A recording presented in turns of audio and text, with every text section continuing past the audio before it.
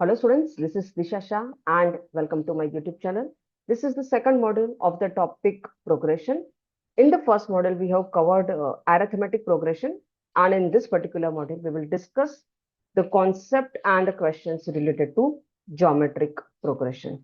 So first, let me share the screen with you. Okay. So in the today's session, we will cover geometric progression. First, we will understand the concept of the geometric progression, and then we will solve the questions related to geometric progression. So if you are preparing for MBA exam, MCA exam, or SEED, USEED, NIFT, NEED, then this particular model is for you. Okay. Now, before we start with geometric progression, let me share one story with you. I think आप में से किसी ने ये story पढ़ा भी सुना भी होगा. There was a king and एक बार उस किंग के पास एक स्कॉलर आता है, एक ज्ञानी आदमी आता है, and he discuss some very wise things to that particular king. तो वो राजा है ना, बहुत खुश हो जाता है उससे और कहता है कि मांगो, तुम्हें जो चाहिए वो मैं देता हूँ करके. सो वो जो ज्ञानी पुरुष होता है ना, वो कहता है कि एक चेस बोर्ड लेके आओ मेरे पास. चेस बोर्ड आप सबको पता है, ऐसा दिखता है.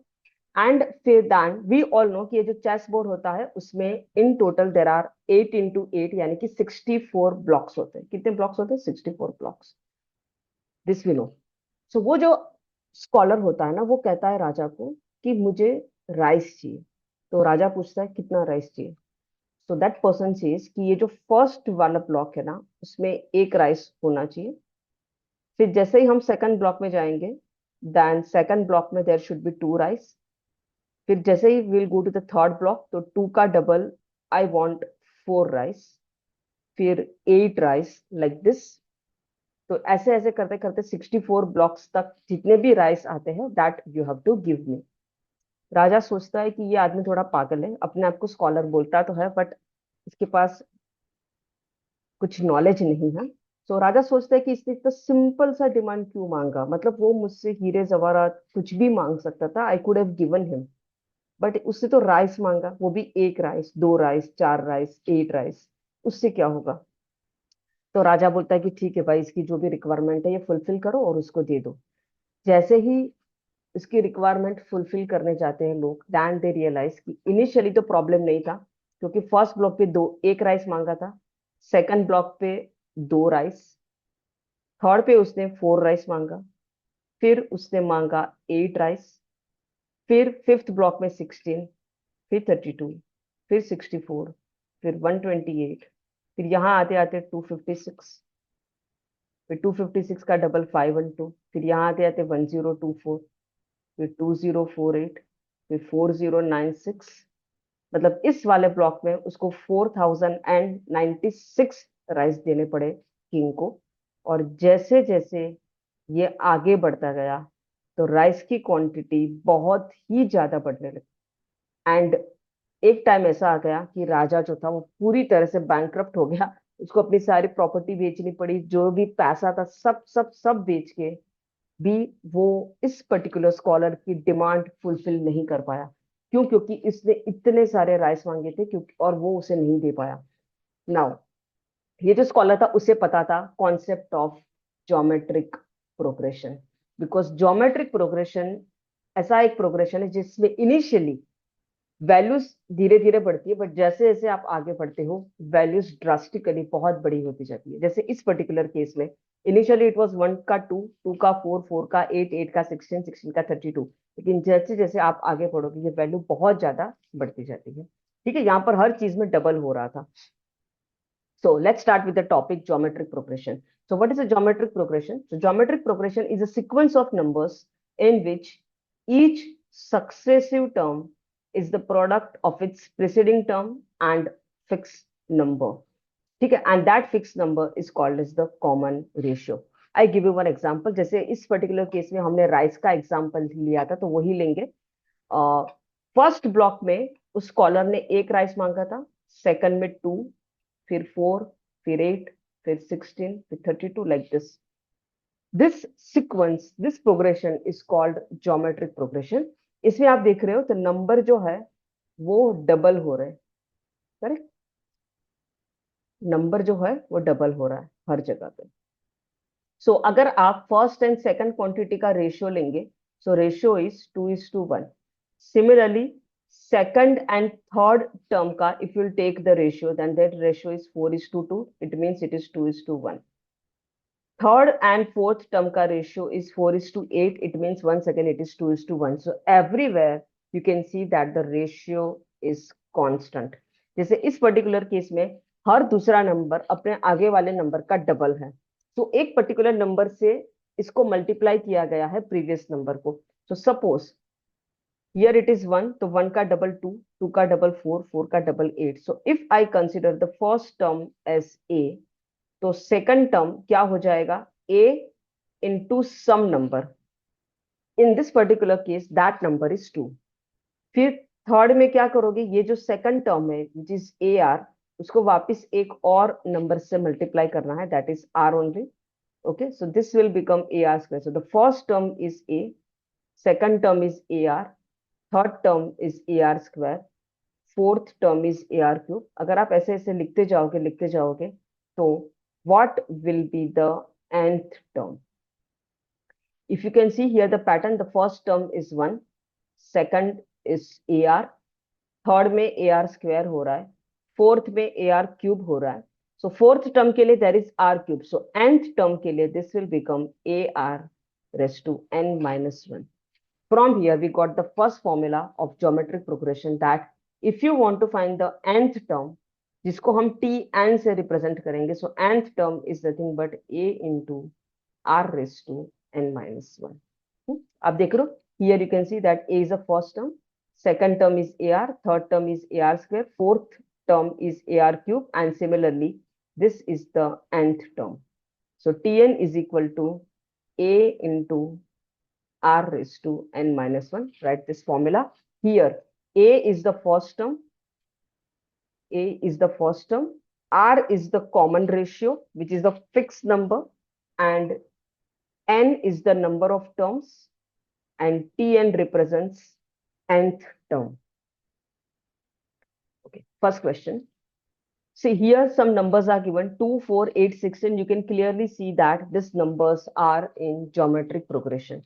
Okay, you need to find 20th term, यानी कि T20 निकालना है आपको। This you need to find out। We know that Tn is equal to a into r raised to n minus 1। Here a is the first term which is 2, r is the common ratio। Ratio कैसे निकालोगे, तो second term divide by first term करो, that is 4/2, या तो फिर third term divide by second term करो, आप 8/4 भी कर सकते हो। Everywhere the ratio is 2। so r is equal to 2, a is equal to 2। how many terms we have to write, 20 terms। so n is equal to 20। तो T20 क्या हो जाएगा, a की जगह पे will write 2, r is 2, and 20 minus 1। So this is nothing but 2 into 2 raised to 19। Now 2 into 2 raised to 19 क्या होता है, तो यहां पर आप देख रहे हो आपने 2 लिखा है, और यहां पर आपको 2 1 सेकेंड लिखना है 19 टाइम्स, ऐसे करते करते और 19 टाइम्स लिखना है। So in total it is 2 raised to 20।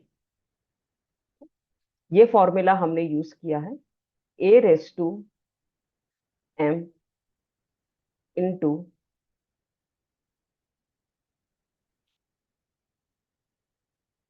a raised to n is equal to a raised to m plus n। So 2 raised to 1 into 2 raised to 19 is equal to 2 raised to 1 plus 19, that is equal to 2 raised to 20। So this is the answer। Once again 2 raised to 20 का value बहुत बड़ा होता है, आप नहीं निकाल सकते, तो एग्जाम में ऑप्शन यही दिया होगा। ठीक है, now so we learned how to find the nth term in case of geometric progression, wherein the formula is this। Now to find the sum of all these terms, ये जितने भी terms हमने यहाँ पर लिखे थे, a plus ar plus ar square plus ar cube till a raised to r raised to n minus 1, a into r raised to n minus 1। अगर इन सभी का अगर हमें सम निकालना है, So there is a formula to find the sum. Sum कैसे निकालोगे? Now sum के there are three formulas. Depending upon the value of r, you have to put the correct formula.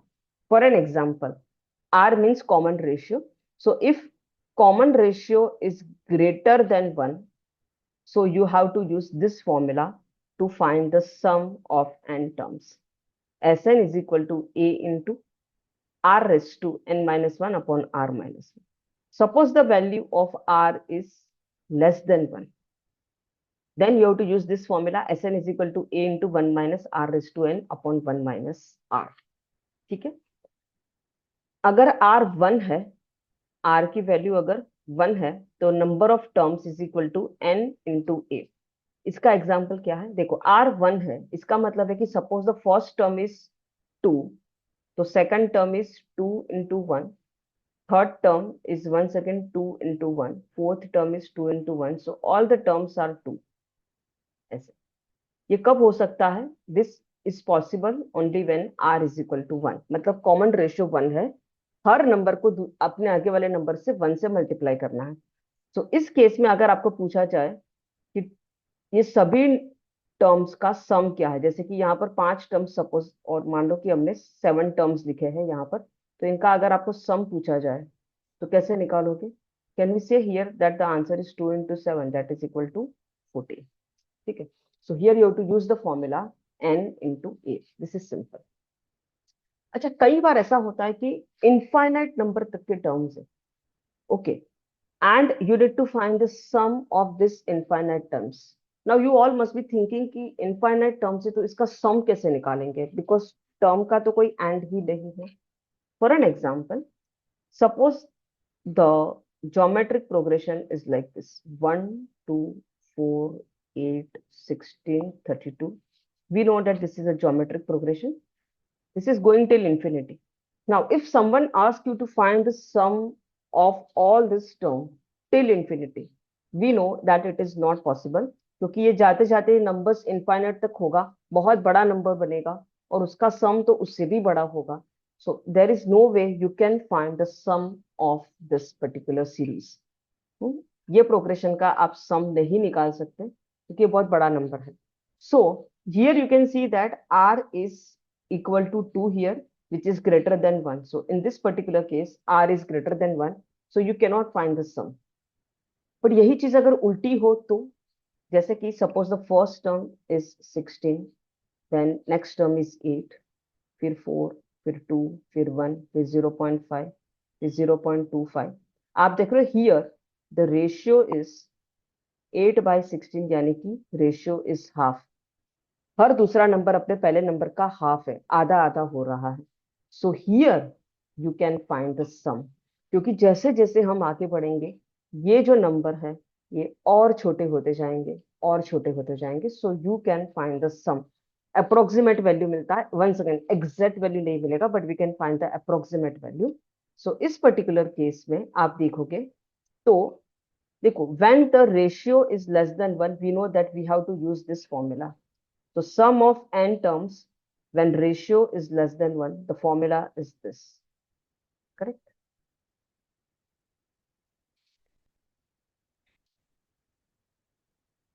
Now, in this particular case, आप देखोगे तो r raised to n, ये जो value है ये बहुत एंड में जाते जाते ये नंबर्स बहुत छोटे बहुत छोटे बहुत छोटे होते जाएंगे. तो इनको अगर आप ऐड भी करते हो तो भी कोई फर्क नहीं पड़ेगा, क्योंकि because the numbers are very small, so it will give you a negligible value. ये आपको एक निग्लिजिबल वैल्यू देंगे. तो इस पर्टिकुलर केस में r raise to n, r raise to n कितना हो जाएगा? तो r की value we know that here r का value is half.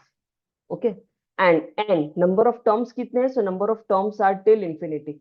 So half into half into half into half आप करते जाओगे और इनफाइनाइट तक करोगे तो एंड में एक बहुत ही छोटा नंबर आएगा जिसकी कोई वैल्यू नहीं. सो आप उसको जीरो ही कंसिडर कर सकते हो. This is approximately equal to zero. तो इसको आप जीरो कंसिडर कर दीजिए तो ये टर्म निकल जाएगा. So 1 minus zero is 1 itself. So answer उस केस में हो जाएगा a अपॉन 1 माइनस r. तो what we learned here is कि इंफिनिटी तक अगर हमें सम करना है and R is less than one और आर इज ग्रेटर देन -1, मतलब आर की value should be between -1 and +1, then only it is possible. So in that case, you have to use this formula to find the sum. So three formula.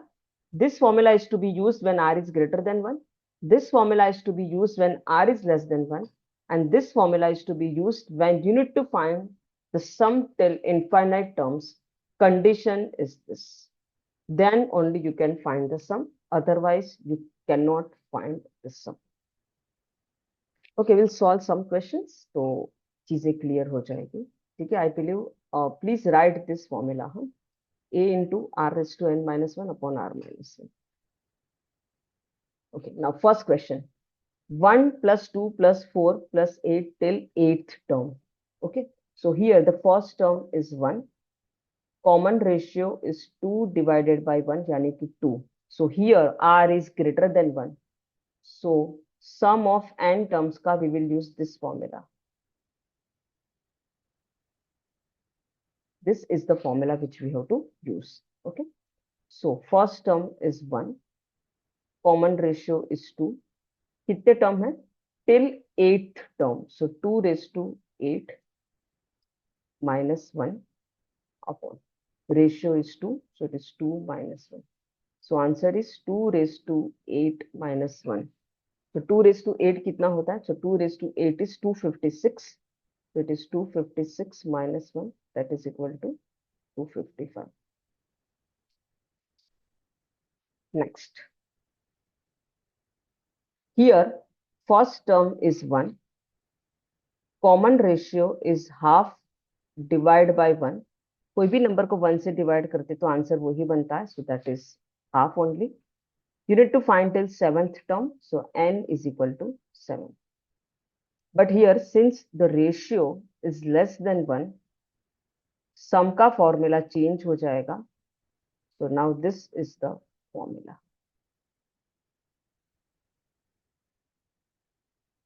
1 minus common ratio is half.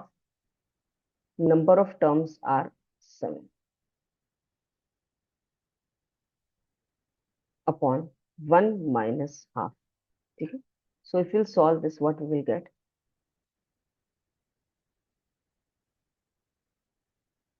1 तो है, so 1 minus 1 by 2 raised to 7. 1 by 2 raised to 7 कितना होता है? So 2 raised to 8 256 होता है. So 2 raised to 7 256 का half, that is equal to 128 होता है. Divide by 1 minus half is half only, so divide half से divide करना है. So that is equal to 128 minus 1 is 127. So 127 divided by 128. Half से divide करने का मतलब है कि 2 से मल्टीप्लाई करना है. हाफ से डिवाइड करने का मतलब क्या होता है कि 2 से मल्टीप्लाई करना है. इसको 2 से डिवाइड करेंगे तो ये हो जाएगा 64. तो answer is 127 by 64. Next. 2 plus 2 plus 2 plus 2 till 16th term. Here the first term is 2. Common ratio is 1. And the number of terms are 16. हमको पता है कि 2 plus 2 plus 2 till 16th term करना है. तो सम क्या हो जाएगा? सम का formula NA. So it is 16 into 2. That is equal to 32. Next question. 1 plus 3 plus 9 plus 27 plus करते करते करते 729 तक जाना है. अभी इस केस में क्या इश्यू है देखिए. First term is 1. Common ratio is 3 divided by 1, that is equal to 3. Number of terms नहीं दिया है because sum of n terms find out करने के लिए we should know the number of terms, जो कि इस केस में नहीं दिया है. तो क्या करेंगे? एक तो ये मेथड है कि number of terms find out करो, बट क्या इसमें number of terms find out करना इतना जरूरी है? नहीं जरूरी है, because the numbers are very simple. क्यों ना इसको सीधा सीधा ही ऐड कर दे. देखो क्या हो रहा है. 1 plus 3 plus 9 plus 27. Everywhere the number is getting multiplied by 3. So 27 plus 3, 81. 81 plus 3, 243. And 243 plus 3, 729. तो क्यों इतना मेहनत करें, सीधा सीधा ऐड ना कर दें. सो 1 plus 9, 10. 3 plus 27, 30. तो ये यहाँ से आ गया 40. So it is 40 plus 81 plus 243 plus 729. 13, 13 plus 6. 13 plus 6, 19. So it is 1093. So मेहनत क्यों करें when we can do it easily. Next. 1 plus half plus 1 by 4 plus 1 by 8 till infinity. So here you need to find the sum of all the terms till infinity. Infinity तक सब sum तभी निकाल सकते हैं when the ratio is less than 1. तो इस particular case में अगर हम रेशियो देखें तो रेशियो है हाफ डिवाइडेड बाई 1, यानी कि half only. Yes, it is less than 1, no problem. First term is 1. We can find the sum. Sum till infinity का जो फॉर्मूला है, it is nothing but a upon r minus 1. First term is 1, r is, sorry, r minus 1, 1 minus r.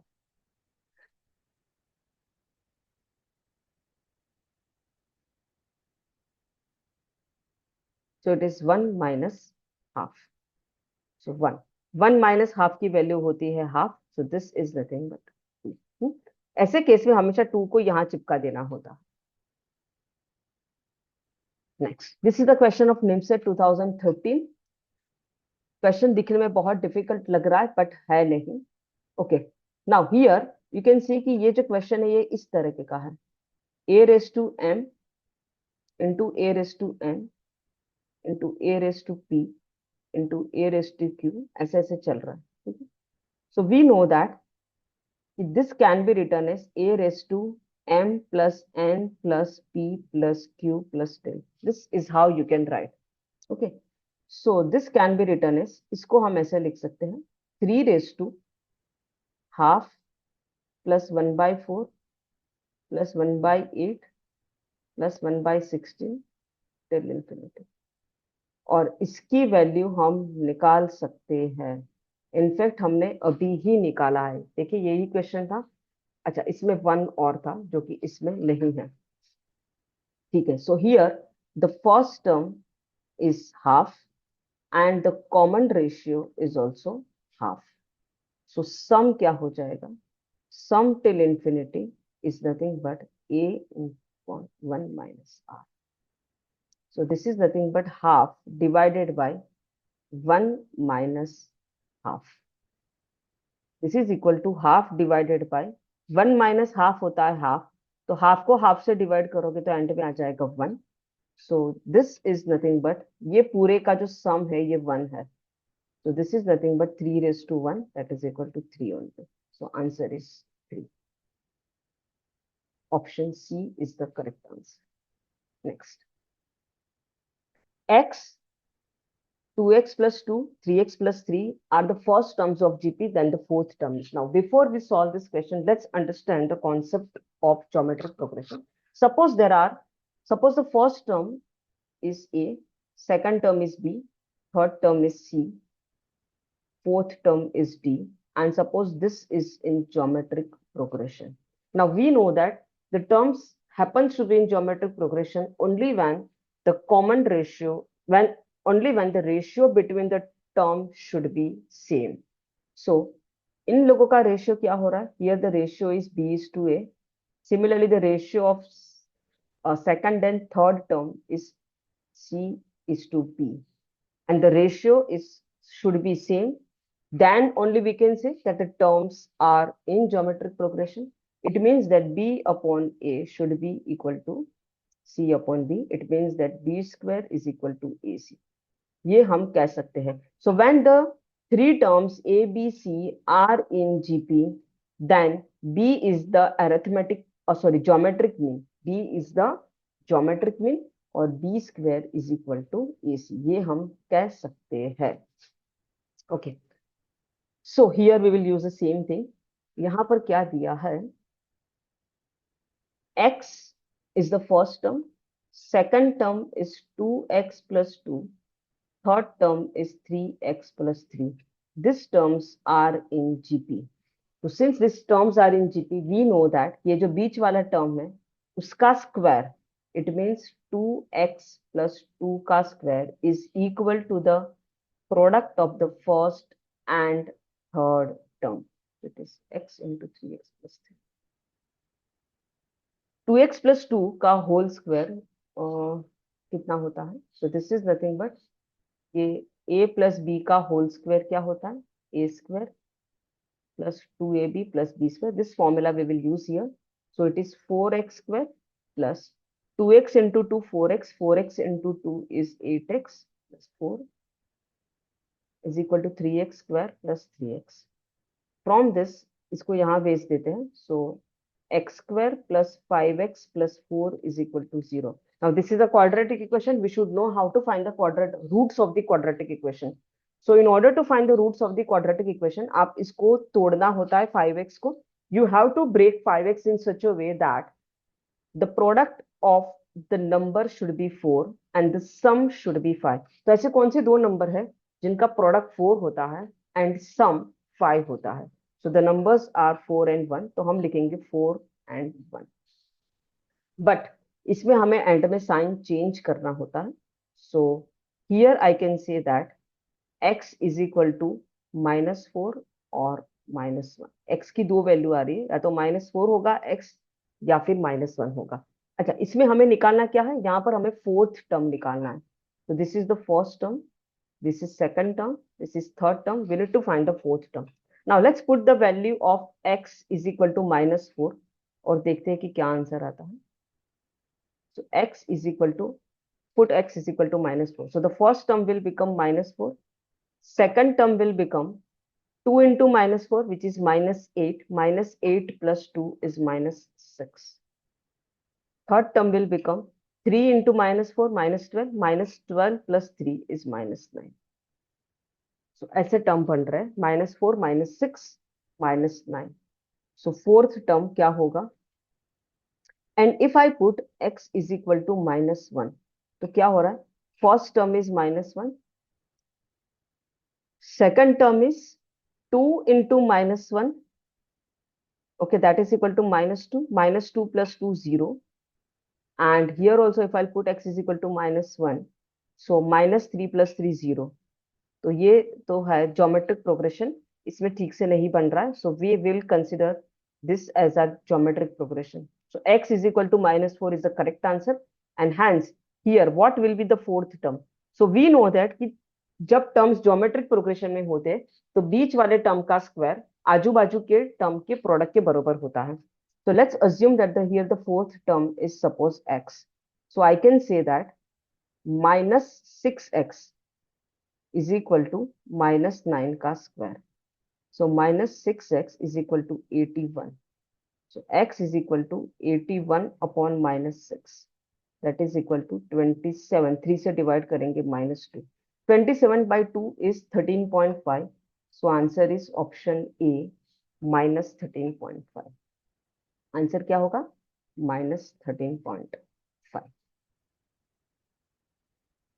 Next. Now, when 3 terms are given in GP, तो आप उन term को क्या assume कर सकते हो?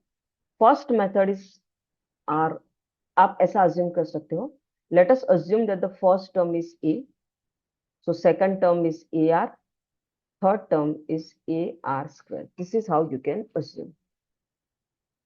Here you can assume as A, AR, AR square, AR cube. Here A, if there are 5 terms, then A, AR.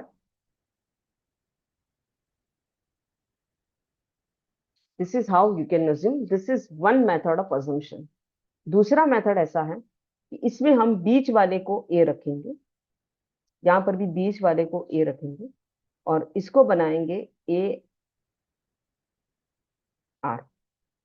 और इसको बनाएंगे A divide by R. Similarly here the first term, middle वाला term is A, तो इसको बनाएंगे AR. This is AR square, this is A upon R and this is A upon R square. This is how also you can assume the numbers. लेकिन अगर 4 term है तो exactly बीच वाला कोई number नहीं है, सो इसको ए आर अज्यूम करेंगे और इसको ए अपॉन आर अज्यूम करेंगे। नाउ अगर आप देखो तो इन दोनों का जो रेशियो है कितना आ रहा है, so it is A R upon A by R, that is equal to A are square upon A, so the ratio is R square. तो इसमें आर स्क्वायर मल्टीप्लाई करेंगे, so this will become R cube and this will become A upon, this is how you can assume the numbers. अगर number का product दिया है, सो ये number assume करना, ये जो सेकंड मेथड है, ये जो सेकंड पैटर्न है, in fact this is a better way of assumption अगर प्रोडक्ट की बात हो रही है, क्योंकि प्रोडक्ट से क्या होगा, a upon r into a r, इसमें आर कैंसिल हो जाएगा और एंड में आंसर आ जाएगा ए क्यूब। सो दो वेरिएबल में से एक वेरिएबल गायब हो जाता है। फिर from case to case the correct pattern you have to assume. Okay, now here what is given? Third term of a GP is 6. Find the product of its first 5 terms. तो 5 term है, उसमें से जो third term है यानी कि बीच वाला term, इसका जो third term of a GP is 6, so this term is 6। You need to find the product. तो जैसे मैंने बताया कि प्रोडक्ट आता है ना, तो हम इसको अज्यूम करना, ये जो नीचे वाला पैटर्न है उसको अज्यूम करना बेटर होगा। सो 5 टर्म्स के लिए we will assume the pattern is to be like this.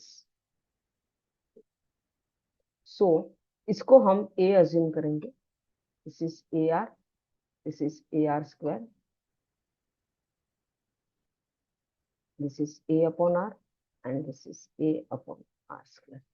Now here they have given that the third term is 6. It means that a is equal to 6. This we know. We need to find the product of the first 5 terms. So इनका पांचों का product कर देंगे।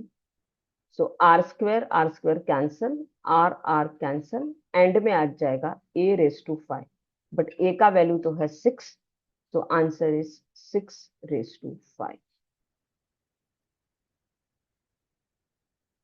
Next. Manisha, Savita, and Rupali invest in a business for a year and earn a profit of 43,400. So this is the profit.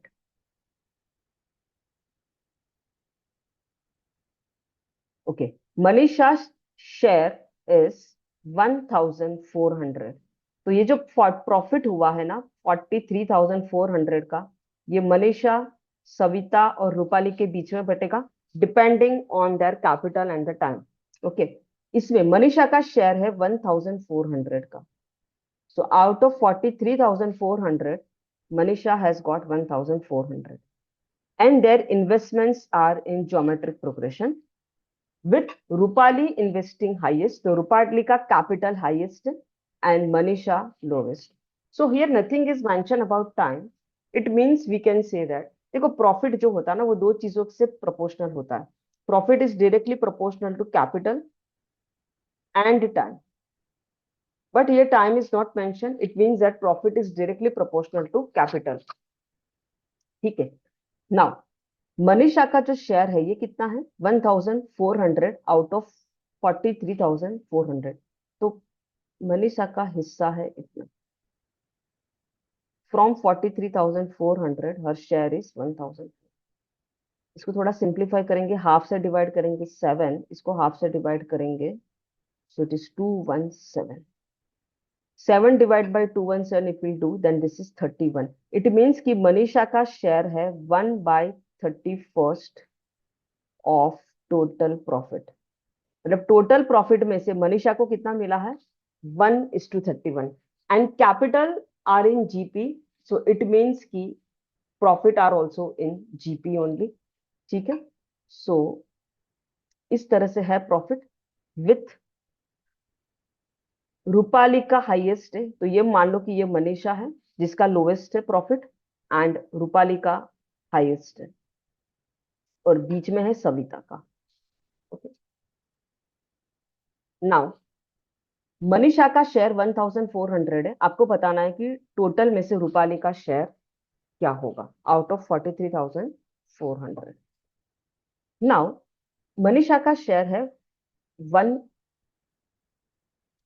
1 part out of total 31, मतलब ये पूरा मान लो कि पूरा है 31, तो इसमें से मनीषा का है 1 part, and it is in geometric progression. ठीक है, और तीनों का एडिशन मिलके हो रहा है 31। सो मान लेते हैं कि मनीषा का वैल्यू ए है, Savita is A R and Rupali is A R square. ठीक है, here they are not talking about product, तो हमने ये वाला पैटर्न कंसिडर नहीं किया, बिकॉज प्रोडक्ट की बात नहीं हो रही है यहाँ पर, इसीलिए। Now what is given, so here a is equal to 1, this we know, क्योंकि वो मनीषा का शेयर है 1/31, and a plus a r plus a are square is equal to 1। ठीक है, इन तीनों में a is common, so 1 plus r square, ये पूरा है 31, this is equal to 31। So a की वैल्यू 1 है, तो इसको हम इग्नोर करते हैं। So r square plus 1 is equal to 31, so we can say that r square plus r is equal to 30। ठीक है, सो इसमें से आर कॉमन ले लेते हैं, so r into r plus 1 is equal to 30। अभी देखिए आर इंटू आर प्लस 1 की वैल्यू 30 है, सो 30 को can I write as 5 into 6? It means that r into r plus 1 is equal to 5 into 6. So from this can I say r is equal to 5? तो r की value आ गई 5। हमें किसका निकालना है? रूपाली का शेयर। रूपाली का शेयर हमने अज्यूम किया है ए आर स्क्वायर। कितना हो जाएगा?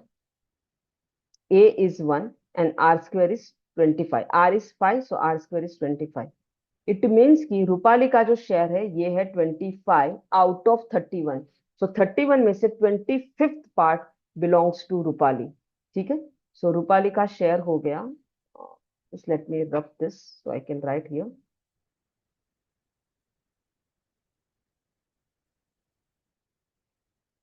तो रूपाली का शेयर इज 25 आउट ऑफ 31, और पूरा कितना है? 43400। ठीक है, इसको हम डिवाइड करते हैं, सो 434 डिवाइडेड बाय 31, सो 131 टू 124। 124 किससे होता है? 14 से, तो दिस इज नथिंग बट 1400। तो 25 इंटू 1400 कितना होता है? देखो इसको भी करने का तरीका है, 25 इंटू 1400 अगर आपको करना है, so how you will do this, कैसे करोगे आप? क्या करो, 25 का डबल कर दो 50, एंड 1400 का हाफ कर दो 700। सो आंसर 35 की रेंज में जा रहा है, so option C is the correct answer. Next, the sum of the first three terms of GP is 16 and sum of the next three term is 128. Find the first term of GP. So in total there are 6 terms. उसमें से first three term का sum is 16 and the next three term का sum is 128. So let us assume कि वो जो 6 terms है वो कौन से होंगे? Let us assume the first is A. So this is AR, AR square, AR cube. This is how we can assume। इन तीनों का जो सम है that is 16 and the sum of this three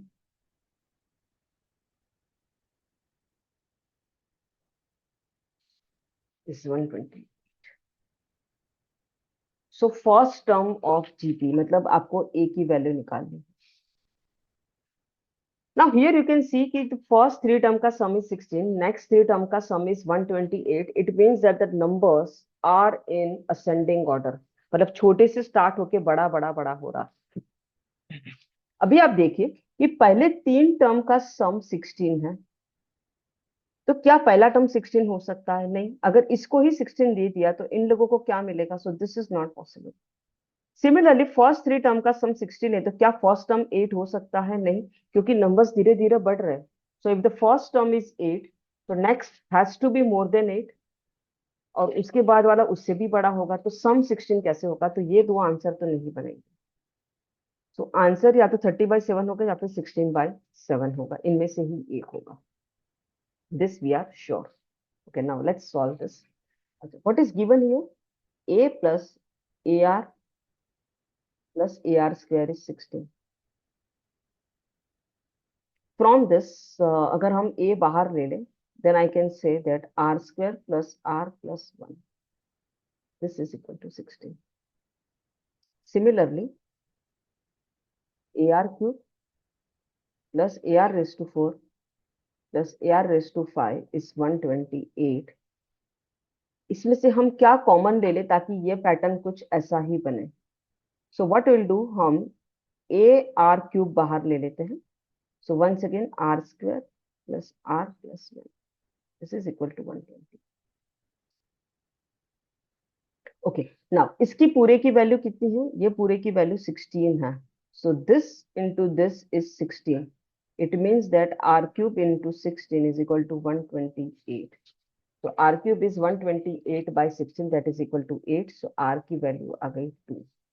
Now let's put this value here. इसमें डालेंगे, ये वाला easy है, इसमें डाल देते हैं। So a into r square इसमें डालते हैं, इसमें इस वाले। So a into r square plus r plus 1. R square is 4 plus r is 2 plus 1 is equal to 16. So a is equal to, वैसे देख के ही लग रहा है कि आंसर 16 वाली रेंज में ही जाने वाला है। We need to find the first term. First term हमने a माना है, मतलब आपको a की वैल्यू निकालनी है। So a is 16/7. This is the answer. Option D is the correct answer. Sorry, option 4 is the correct answer. Next. तो जैसे अरिथमेटिक प्रोग्रेशन में अरिथमेटिक मीन होता है, वैसे ही ज्योमेट्रिक प्रोग्रेशन में ज्योमेट्रिक मीन होता है। Okay, so if the three numbers A B C are in geometric progression, तो ये जो बीच वाला नंबर है उसको बोलते हैं ज्योमेट्रिक मीन। जो बीच वाला नंबर है that becomes a geometric mean, and here we can say that B square is equal to A C, this we have learned, right? Now find the geometric mean between 2 and 32. So 2 है and here it is 32, इसका geometric mean निकालना है। तो ये first term, ये a, this is b and this is c. So we know that b square is equal to ac. So b square is equal to 2 into 32, which is 64. So b square is equal to 64, so b is equal to 8. आप देख रहे हो pattern, 2 का 8 into 4, 8 into 4 32. Yes, so answer is 8. Next, find the geometric mean of root 5 and 5 root 5. So first term is root 5. Second term we need to find out because this is the geometric mean. And the third term is 5 root 5. ठीक है, तो इसको a मान लेते हैं, इसको c मान लेते हैं, और ये बीच वाला b. So we know that b square is equal to ac. So it is equal to root 5 into 5 root 5. This is nothing but 5. Root 5 into root 5 is 5. So b square is equal to 5 into 5. So b is equal to 5. So option B is the correct answer. Next. If three geometric means are inserted between 2 and 32, then the third geometric mean will be. So one number is 2 and the last number is 32. इनके बीच में तीन geometric mean डालने हैं ऐसे, ठीक है? And you need to find the third one. आप देख रहे हो 2 and 32, ये सब 2 के पावर वाले लोग हैं। So ये तो साफ साफ by observation we come to know that if the first number is 2, next has to be 4, फिर 8, फिर 16 and 32. So here the answer is 16. Then set 21 का question, such an easy question. Next. Population of bacteria doubles every 10 minutes. If number of bacteria initially was 10 raised to 4. So what was the population after 1 hour? ठीक, तो initially इतना population था bacteria का 10 raised to 4 and it doubles every 10 minutes. तो ये starting का है, सो 10 minute के बाद ये डबल हो जाएंगे, मतलब इतने हो जाएंगे। फिर और 10 मिनट यानी कि 20 मिनट के बाद इतने हो जाएंगे, फिर और 20 मिनट, सॉरी, और 10 मिनट के बाद इतने, इस तरह से आफ्टर 1 आवर, मतलब आपको 6 टाइम्स ये करना है।